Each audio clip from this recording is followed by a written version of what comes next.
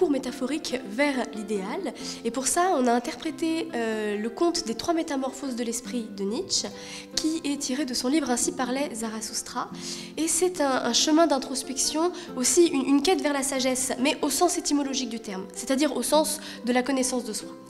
Et pour ça, on a développé notre réflexion sur les étapes de la réflexion de Nietzsche, donc qui commence par la métaphore de l'esprit du chameau, qui est pour lui l'esprit de la totale obéissance aux valeurs morales et civiques, aux devoirs moraux et civiques. Et nous, on a interprété cela en un jardin ras, résilient, anguleux, capable de s'adapter à des situations vraiment très difficiles, inhospitalières. La sécheresse notamment, tout ce qui va être au niveau de la biodiversité assez compliqué, donc on a essayé de faire un jardin avec de la diversité, malgré le fait qu'il soit très bas, ras, proche de la terre, avec voilà, peu d'apports.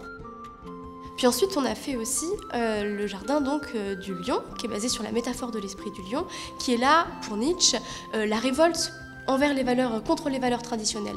Donc ça donne pour nous un jardin totalement opposé au premier, qui est en fait une montée en puissance, qui vraiment défie tout ce qui l'entoure et qui se transforme du coup en un jardin dynamique, foisonnant et tout en mouvement.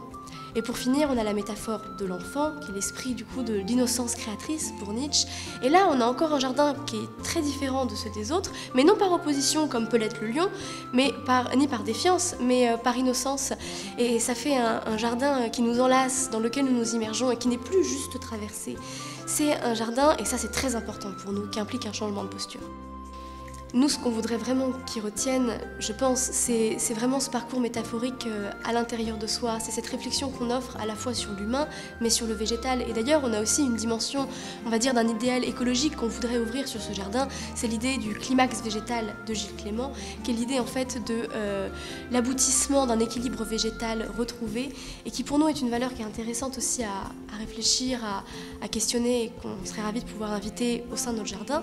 Mais cette réflexion métaphorique, on l'invite aussi au sein de tout le festival. On aimerait que tout le monde puisse y réfléchir.